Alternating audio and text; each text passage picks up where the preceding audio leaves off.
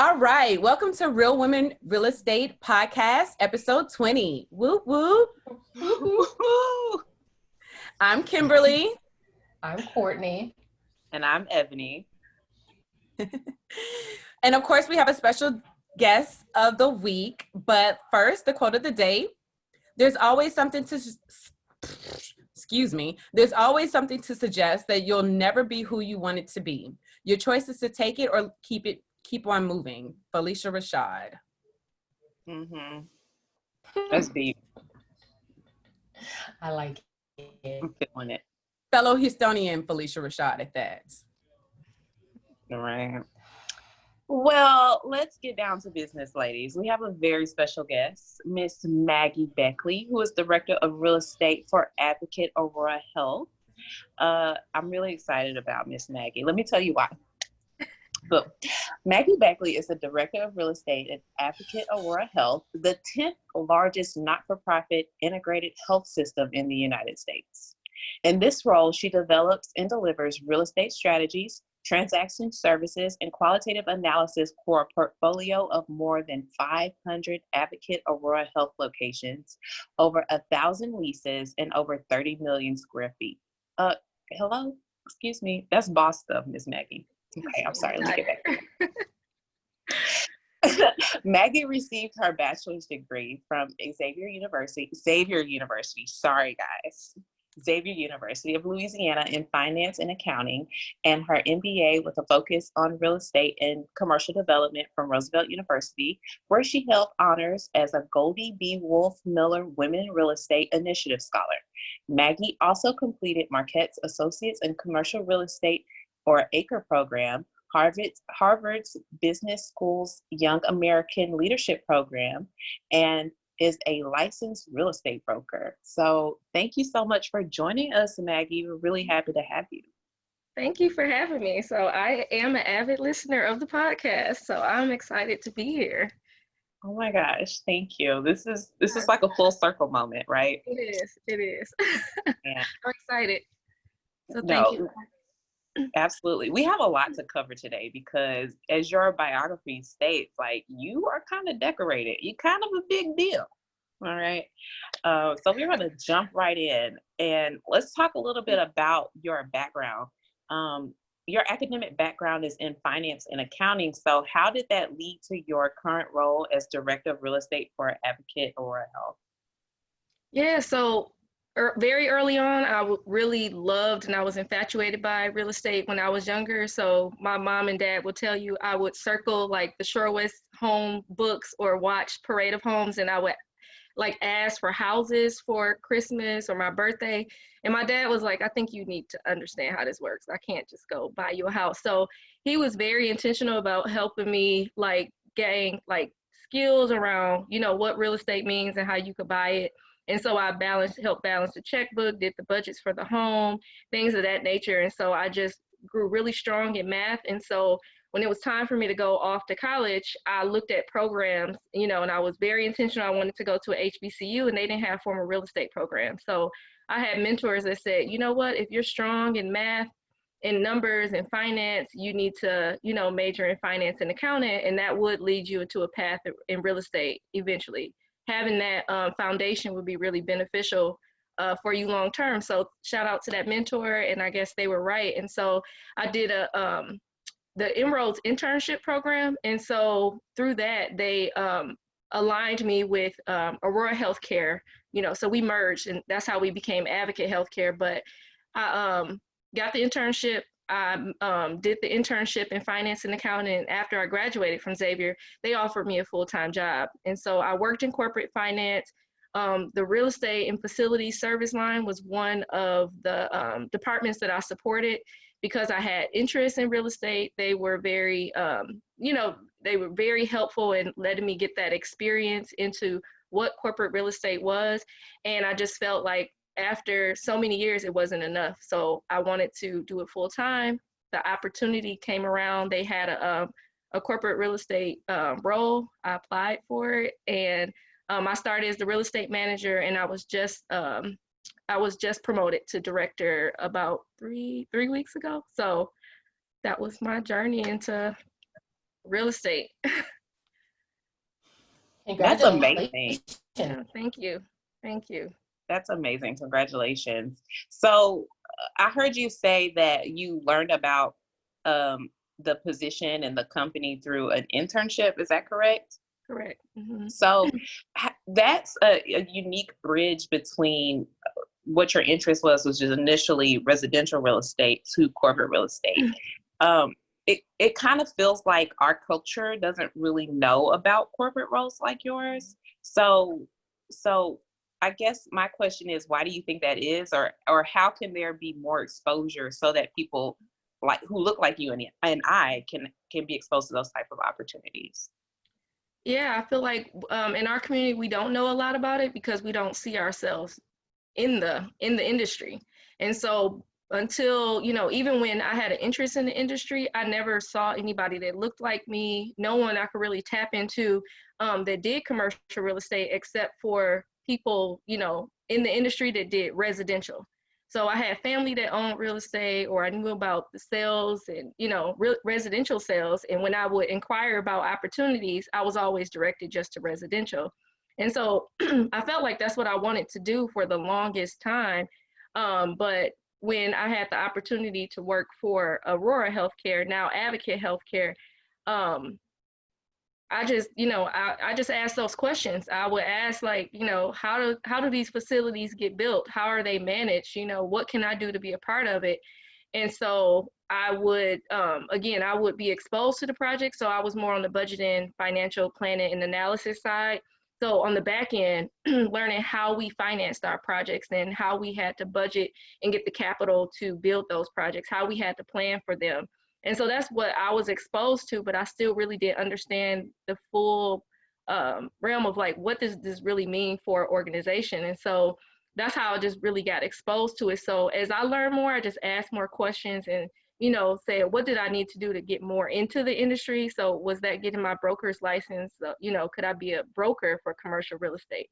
How could I just be more valuable to the organization and pivot into something more long term? And then also deciding, do I really want to do this? Because again, I didn't see myself in this. So until I decided this is exactly what I wanted to do, and I would start doing networking events and asking those questions and start, then I started seeing it. I started seeing that, oh, commercial real estate is real estate development too. And I started seeing people of color doing that as well, and how that aligned to what I was doing and things of that nature. And so I think exposure and was, just the first thing of learning more about it. And I think we need to do a better job about exposing, and showing off ourselves and what we're doing in the industry, because you just never know who's out there that's interested and also wants to see themselves doing the same work. Or the fact that, like we said, a lot of people don't even know about it because honestly, when we were backstory, when we were in Dominican 5 years ago, that's when you first were talking about it. And I was like, what? I was like, what do you mean? Wait, you're in healthcare, but you're in corporate real estate? Like, what? I didn't get the connection or how you even got there. Had no clue. Mm-hmm. Yeah, and we don't think about it because we just see like a business, like a healthcare organization, and just like, oh, we're just in the business of healthcare. We just serve patients, but you don't think about like, well, where do you serve patients and how do they do that? Who's responsible for that? And usually it's a very small team. Like I was a team of one for up until like 6 months ago, doing all the work for the company. And so that's another thing is, you're just blinded by what you're in the business of. So you think about companies like McDonald's or Starbucks, they're not in the real estate business, but they're one of the largest owners of real estate. So that's so important that you say that, because here a really big deal is like all of the technology, all of the tech companies, right? So you have your Apples and you have your Googles and your Facebooks, and they own certain areas. So Apple owns Cupertino, Google owns Mountain View, Facebook owns Menlo Park, and all of that is so big and affects the real estate industry. So I'm wondering, like, as I think about that, how that translates to you. Can you kind of walk me through, like, what is a day-to-day of some of the things that you encounter and what are some of the things that you do? Yeah, I feel like I'm all over the place sometimes. You're all over the place.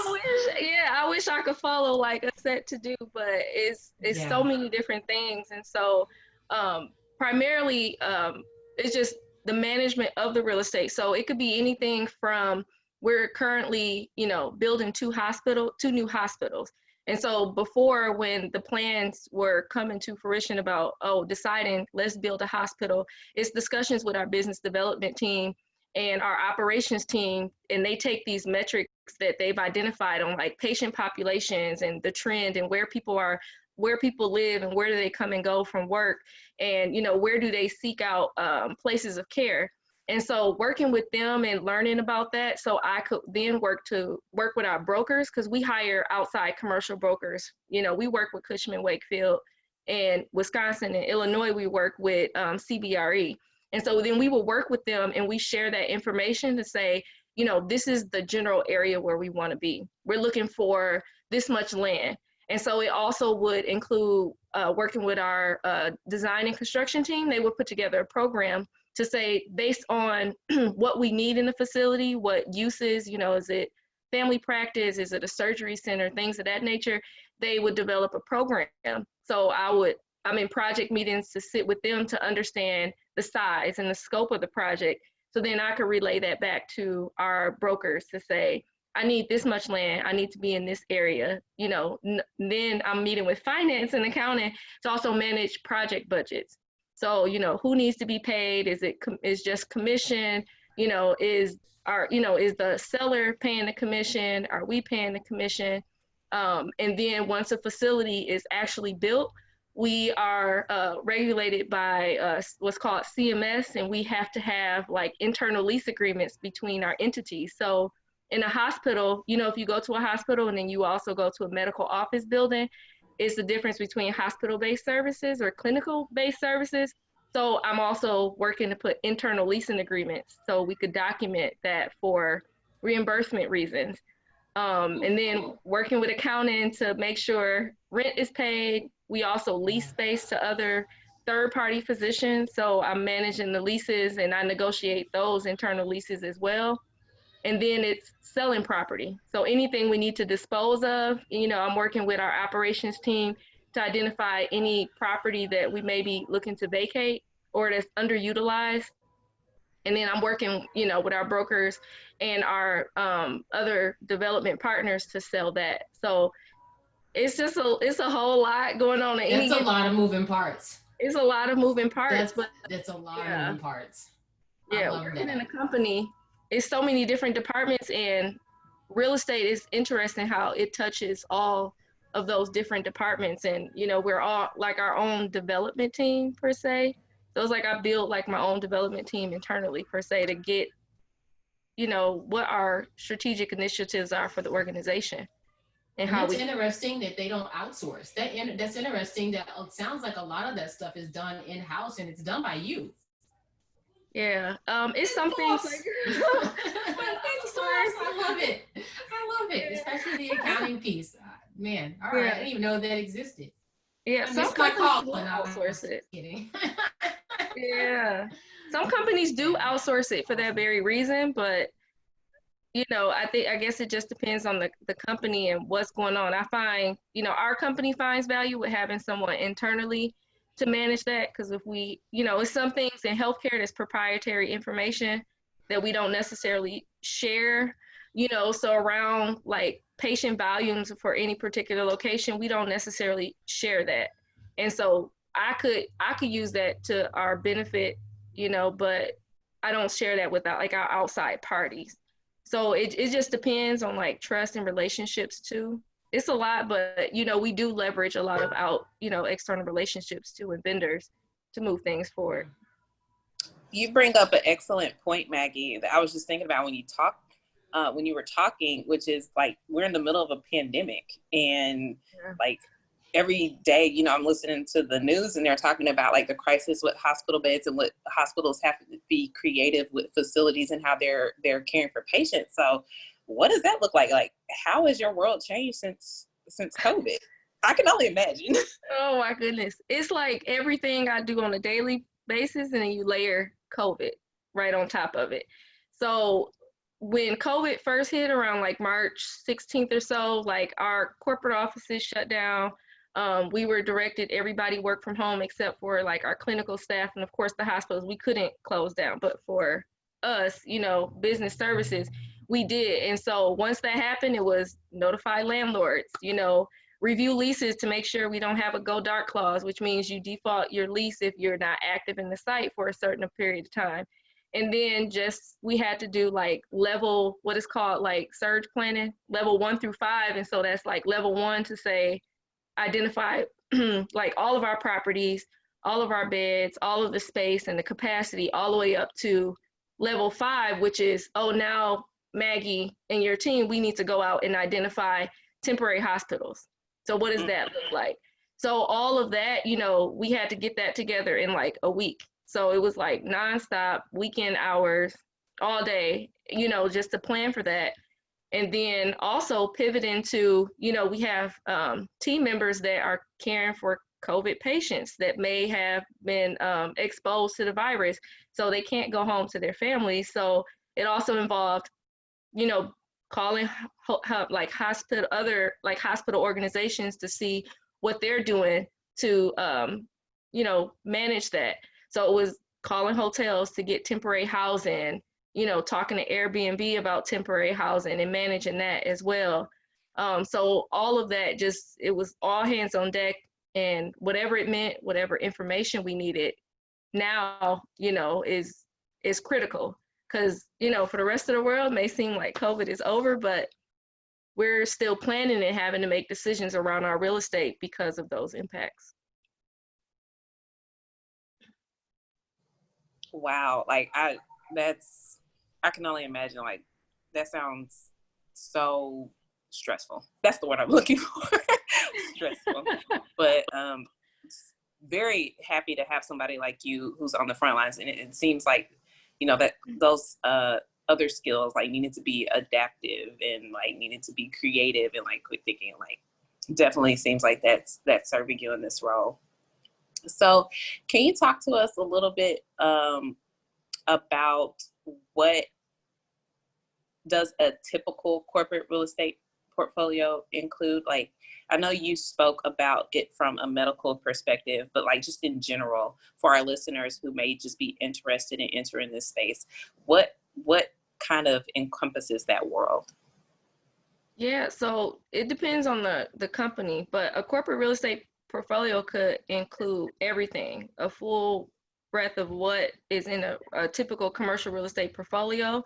So it could include commercial, retail, residential, industrial, multifamily, land, office, special purpose, hotels, medical centers, and all of the above. It really just depends on the functional need for the company. So for Advocate Aurora Health, our portfolio really includes, we have a portfolio that includes all of those things except for special purpose. But we do have a residential portfolio and we use it to house our visiting medical students or visiting physicians. So if they come do a residency 2 or 3 years, we own the property. We could offer them a place to stay a lot lower, and that's a lot more flexible. So we have a lease term, but if we need to cancel it, you know, we have that kind of flexibility. And we came up on that. You know, we weren't intentional about acquiring residential. It came about a long time ago when we built a hospital and they bought up residential property around the hospital for expansion. So we won't be landlocked. And so over those years, it's just basically just to hold it and now just to use it just in case. But while we're using it, let's make some money on it. So That's awesome. Was that part of your initiative to actually think of that? Because wow, I'm over here and I wouldn't not think about the residents and where they stay. It was not my idea. It was way before my time. Like okay. It was years ago, because it was like, you know, they acquired it years ago, but I was familiar with it because I worked with the person who was in my role before me. Her primary role was to manage the residential properties, and everything else was pretty much outsourced. And so she was like the internal property manager. And so that's how that came about. If it was up to me, we would sell all of it. Let's be clear. I would get all of it. Sorry, medical students, if anybody is listening, y'all can find somewhere else to live. But it's, you know, it's not, again, because we're not in the business of, we're not really in the business of real estate, especially residential. It is a lot to manage. So we have to hire a property management company. But sometimes I have students calling me, you know, if they got a question, if their internet go down or something, you know, so it's a lot to manage, but it really comes in, it comes in handy. You know what I mean? It's like, it's a benefit. I would just do it differently, you know, because it also houses our transplant patients. So they have the opportunity, they have a transplant, they have to stay very close to the hospital, and then their families could come with them. And sometimes we get people that have to travel out of state for it. So it just becomes a benefit. I would just do it differently.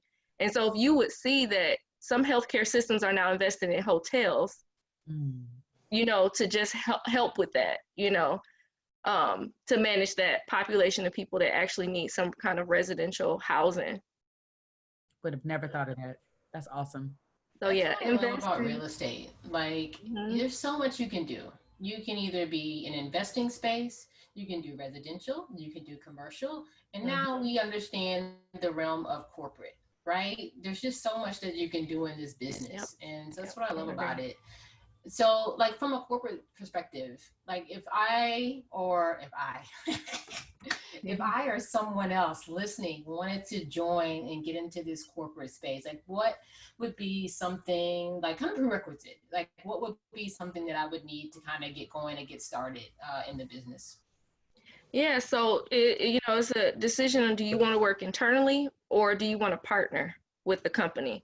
And so internally, if you want to get in, you know, I would say, you know, you seek out those, you know, positions to see if they do have a corporate real estate department, and just look at what they're offering. So in real estate, if you want to do real estate finance or real estate accounting, or, you know, do what I'm doing, like a director of real estate that's responsible for strategy, there are opportunities. And using your experience, because again, it's not a whole lot of it's not a ton of programs that you could say, oh, I graduated with my degree in real estate. So it's just those other transferable skills that is really beneficial to real estate, a corporate real estate department internally. So look for those opportunities, those transferable skills that could benefit a company.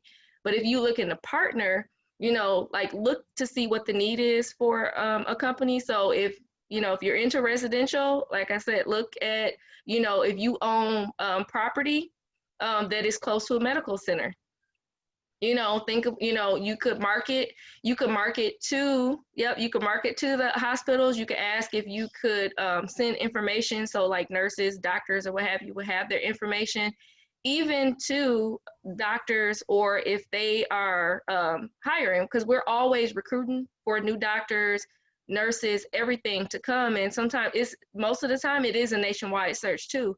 So when they come in town, they need a realtor. So I have a Rolodex of residential sales agents that I tap into to say, hey, I got somebody coming into town. Even though that's not part of my role, they reach out to me to ask for that. And I just send them, here are all the resources. Or if our residential properties can't house all of the medical students that are coming in for a particular time, I call some of my developer friends that own apartments or complexes or housing to say, hey, I have a tenant, we're willing to pay X amount or whatever, what is the budget, we'll pay you to house our students. And I mean, we're good for it. So name your price. I'm taking notes. Thank you. Right. Yeah, it's so crazy. I posted something on Facebook, like when we first launched our podcast, and I had somebody reach out to me about I guess as you're describing it, it's a corporate real estate opportunity. And I didn't know what to do. I was like, I sent him to a real estate agent, but it was kind of along those same lines. Like his business was sending some, people down here and they needed a place to stay. And I was just like, there's so much unknown. Like, of course, his business isn't as big as the hospital system that you work for, but like, still like it's something I would have never thought about. And now that you're talking, I'm glad that we had you on, because now I'm connecting dots on like future business opportunities. But that's also good for real estate agents that didn't even think about that. That could be a niche, you know, or something that, like, even Courtney, in your area, you can go. I don't know how close you are to. What are you saying? Like, she just blew your mind. Exactly. You can just go up to the hospital and be like, yo, matter of fact, you could talk to Brian about the people he used to work for, since he used to run the hospital out there, and perhaps put you in with the people that you need to be in with. We gonna talk. All right, I love this. I'm telling you, those I'm HR department, but I'm crunk as hell. All right, go ahead. What were you saying, Maggie? The HR department. So if you think about, they're doing the recruiting and such, and that recruiting for housing and temporary housing and such, it goes through them. So if they have resources and they know they're recruiting somebody, and they could easily share information on somebody that knows the area, that, you know, could really help them. And, you know, we worked with these doctors before, they found them a great home before. It's easy. It's just sharing information, and it's just a steady stream of clients. Boom. I'm trying to keep the smile. It's not just, I'm trying to contain I hear the excitement. mind blown. I swear I learned something every episode, and Maggie, you really just put me on, because we're gonna have an offline conversation about my next steps into getting this to fruition, because that is major. I don't know if on a normal basis, when real estate agents are thinking about their marketing, do they think, oh, let me market to hospitals, let me get in with the HR at the hospital to see if I can get some of my, you know, or whatever, get business from the hospital? No one thinks I think traditionally we aren't taught that, right? I think traditionally, like when you go into real estate, you're thinking residential, you're thinking, you know, how to get leads, how to market yourself, and how to develop a niche in certain types of real estate, not certain types of people, you know what I mean? In ways that can build a huge database, you know what I mean? So I think that is just amazing. And, you know, it's even like if you can get into like relocation, you know, I think people think about things like that in terms of a niche perspective, but I just think this is a niche that people just don't necessarily think about. And I think with, you know, COVID happening, and, you know, you saw the surge of doctors going to New York, you know what I mean?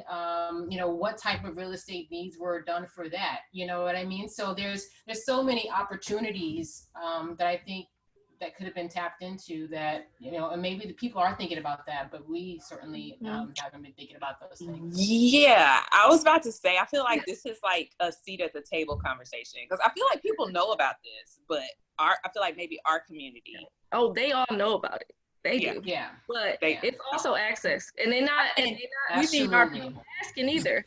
And that's the thing. It's the power of connection, and that's why we have to keep these conversations going, because I am willing to offer any advice that I have, and that's why I soak it in. I think I take this opportunity as a blessing, because, you know, I know it's building up to something that I will ultimately do when I want to step out and either do my own thing, or even invest in ways that I could do now without posing a conflict.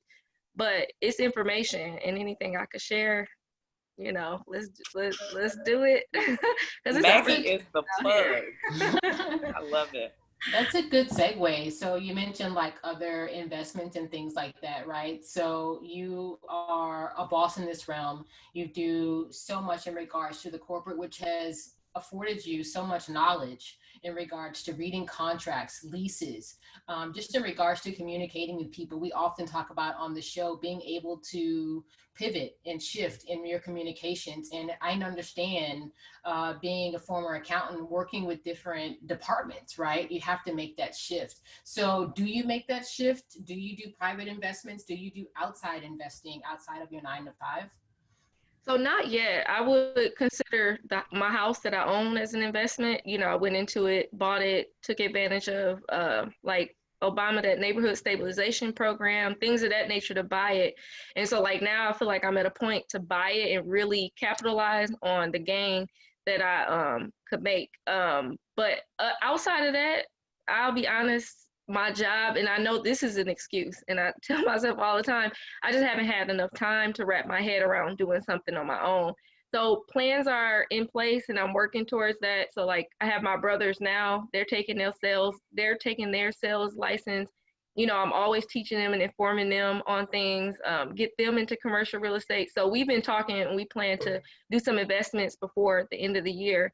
And then also just pulling together teams to actually do large scale development. So that's also in the works that I've been working on. And so few passion projects that I actually want to implement. Again, I've been using work as an excuse. I mean, because it's really time consuming and it doesn't leave me much time to do my own thing. But now I'm like, you know. But you're right though. Yeah. That is an investment. Your home is an investment because, you know, my husband and I were talking about that, you know, talking about our next investment, and it's going to be our house. It's going to be expanding on our house and then making a decision of whether we're going to lease this house out and purchase another one, or stay in it and then, you know, get something else. So really, so I think that you are doing that and taking advantages of those programs, right? Because those programs are not available. They've been stripped from us. There's no more first-time home buyer programs. You can barely, at this point, get down payment assistance as a first-time home buyer. So, you know, the programs that were afforded us are just missing. And so I think that in a way you are investing, you are investing in your home. So another kudos to you for doing that. Yeah. So Maggie, I wanted to just jump back a little bit into your bio where you let us know that you are a Goldie B. Wolfe Miller Women in Real Estate Initiative Scholar. Can you talk to us a little bit about the Goldie Initiative? And do you think it's important for minority women to be a part of initiatives and organizations like this? Yes, definitely. So the Goldie Initiative was established by Goldie B. Wolfe Miller. And so she was a woman that came up in the industry. She was a real estate broker, and she was literally, she said, most of the time, she was literally the only one, not even just a white woman, just the only woman. She would sit in rooms, do transactions, she would never see a woman. And she said it was just a different kind of experience. And she said she knew coming up, she didn't want other women to have that same experience. And she said she wants to grow more women in the C-suite in commercial real estate. And so it's really dedicated to just redefining the commercial real estate industry, you know, by elevating and advancing the careers of women. And so I feel like, yes, it's very important. Through this initiative, I not only got a scholarship that, you know, helped me pay for my MBA, but we were required to do professional development. So even at the school was additional courses that were offered to us so we could get those other skills on how to use CoStar, how to use the MLS, how to go online, you know, to the city and the municipalities database to learn that, you know, even how to network and to work on our speech and, you know, negotiating skills. So we got all of that. And in addition to that, which I feel like is one of the most powerful parts of the initiative, was we were connected to a mentor that was working in the commercial real estate industry. And so it was just really powerful to sit in rooms with women that were, you know, these women were in the city of Chicago, which is a major real estate hub, that were doing big things. They owned their own development companies. They were major and, you know, brokers and owners and investors, real estate attorneys. And to just really, you know, meet and talk to them and to learn about the industry and just get opportunities too, like doing business together and just really helping define, you know, what it was that we wanted to do. Because I came into it, I wanted to do, you know, commercial real estate long term, but did I want to stay in healthcare? And so all those experiences, they connected me with even people that weren't, you know, mentors in Go to Initiative, but it was, you know, who in this industry do you want to meet that is doing what you may desire to do? I'll set up an informational interview with you. So it was people at the top that I got to meet with and talk to that I still have relationships with today. And it's funny because we do business together now in my role. And so I think it's really powerful because it's also just confidence to say, like, I could walk in a room and I know, you know, I know what it means to be in this industry. And even if I haven't experienced it yet, you know, I've shared, you know, those experiences were shared with me. And then one powerful thing that Goldie taught me is she said, you know, we're in this industry, it's a male dominated industry, but don't feel like you have to assimilate yourself to things like a man, because the power that you own as a woman is what is going to advance you. Everybody else in the room, they're not a woman. So the way we think and what we bring, the way we negotiate, it's just different things about a woman that, men just don't have it. And so own that power and don't feel like you have to change who you are to be successful in this industry. And I thought that,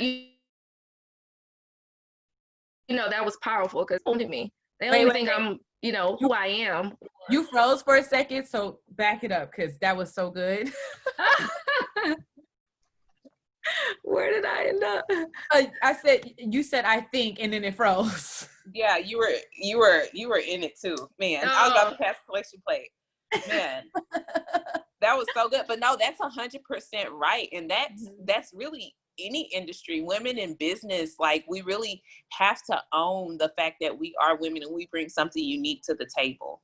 And so many times in the past, it's been like, as a woman, you're expected to be more masculine, talk about sports, talk about stuff you don't really care about, just so you can feel like you have a seat at the table. So that's some great advice, man. I love that. I care about sports, by the way, but it's cool. I mean, but you know what I'm saying? Like, I'm teasing. I'm coming from the sales world, because in sales, no, but it's true. Like, in sales, like, you gotta, you gotta talk the talk. You gotta, have that bro kind of feel sometimes, not everywhere, but sometimes you have to change who you are, or you feel pressure to change who you are in order to get business done or to add value to the conversation. So that was for me. I'm taking that word. That word was for me. So, what's going on with the Goldie initiative? Is there anything in the pipeline, something coming up? Yeah, so we typically hold an annual gala, and it's like the who's who in real estate that is at this gala. Unfortunately, because of COVID, we moved it to virtual. We have to move it to a virtual platform, but it'll still be just as amazing. So that's coming up in September. So now anybody across the country could be a part of it. And we honor a woman pioneer in the commercial real estate industry. And so that will be really powerful to hear them speak. And then just to have people, the platform is still being worked out, but just to have people to connect, I'm sure we'll be able to network, and also, for sponsorship opportunities, it's a lot of visibility. And so these young women that are in school now will benefit from this. So I'll definitely send out more information. It's a definitely must attend. You can make some really good connections. So. Just let us know about that link. We'll put it in the show notes and put it in our Instagram bio, so our listeners can join in. How much are the tickets? In the past, they've been about $100, but so it's affordable. I don't know. Yeah, so it's affordable. Yeah, that's cool, man. I love stuff like that. Gets me going. You got to do networking events. It's important in this business for sure. Relationships. So. Network equals net worth, right? Isn't that what they say? Yep, agreed. All right, so Maggie, I knew I was excited for a reason, because you came in dropping knowledge, you dropping business ideas, okay? You're inspiring the people. So we really do appreciate you for being on Real Women Real Estate. We have a special surprise for you. We have some questions that we like to call it's fun. It's fun. Don't be scared. It's fun. It's called rapid fire. This is Courtney's thing. Courtney, you want to ask your rapid fire questions? Oh my God, this is definitely not an ownership of rapid fire, but much like your your intros, I will take it. All right. So rapid fire. So just 3 questions that we just want to know a little bit more about you. All right. So the first question, and I'll go all memory here. Music. So since you don't drive to the office anymore, but if you are about to like boss up before the meeting and tell these people what's going to go down with this lease, what's going to happen, and you want to get in that mood, like, what are you listening to? Ooh, I start my day with gospel music, because I gotta be centered. I gotta be centered. I love it. I do. So who's your favorite? So who's your favorite artist? So I'm biased. I have a cousin. Her name is Sharon Ann. She's a gospel artist. Up Shout and out to coming. Sharon. Sharon Ann. So I listened. One of her songs is one of my alarm for the morning. So yeah, Amazing God is my favorite song by her. So I start my day every morning with that. It's my alarm. So all right, shout out to Sharon. We'll definitely put that on the show notes so that everyone can check her out. Because we all need some praise. yeah. All right. So movies. So if you're trying to decompress from the day and this movie is coming on, you've seen it a million times, but no matter how many times you've seen it, you're not passing it up. What movie is it? All-time favorite, The Wiz. The Wiz. Michael Yes! Jackson, I'm right there with you, Maggie. That is my movie. That's classic. It mean more now than it ever did, but that's been my favorite since I was little. So That's so That's cute. classic. That's so cute. Yeah, I love that. I love that movie. All right. So bucket list, right? What's on your bucket list once you can travel again? Once we can get up out of here, or something that you always wanted to do? This one always gets us.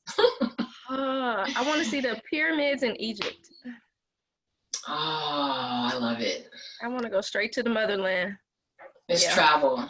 Yeah. It is forever and always travel. As soon as they let us back in, because right now we're just basically like, yeah, everybody except you peoples. Yeah. Y'all can't come. Well, Yeah. especially Texas down here. You can't sit here. Yeah, no, this seat's taken. Yeah, I can't Locked up, boy. Oh. Yeah. Exactly.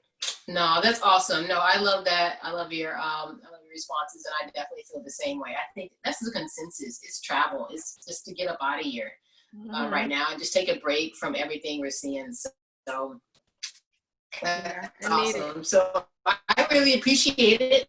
I appreciate you being on the show. It was really informative, and I really want to know, I think offline, I want to know more about your initiative and how can people join. Can we ask that for everybody? How can people get involved?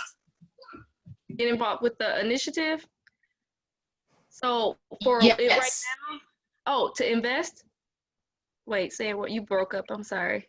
Sorry, the initiative. How can people get involved with the initiative real quick before? Yeah, so check out the website. You could make a donation. You could just connect with other women that have gone through the initiative. Right now, it is serving women in Wisconsin and Illinois going back to get their MBA or master's in real estate. But hopefully we expand it across the country. That is one of the visions I know I have for the organization. But overall, even if you just connect with the women that are aligned with the initiative, you will make some really good connections. I promise. So definitely is value in that. Thank you so much for that, Maggie. And how can our listeners find you? Are you open to share your journey on the social media webs? I am. So my page is private, but I will accept. We know. They were like, send me Maggie's Instagram. I said it's private, but I'll send you her LinkedIn. Yeah. Yeah, Do you accept LinkedIn? Yeah. Yes. LinkedIn, Maggie Beckley. Instagram, Miss Maggie 1012. Okay. Thank you, Miss Yes, I definitely connected with Maggie on the LinkedIn tip. Yeah. Yeah, thank you. And let's talk. Let you the tips. No, we will. Yes, absolutely. No, you are a powerhouse. No, yes, absolutely. Yes. That might be the title of the show, Corporate Real Estate Powerhouse. I think we just found out. Boom. I like it. All right. Well, there you go. Right. It just comes together. This is such a joy. Thank you. Thank you so much. All right. Thanks for having me. I appreciate it. Talk to you. Bye. bye.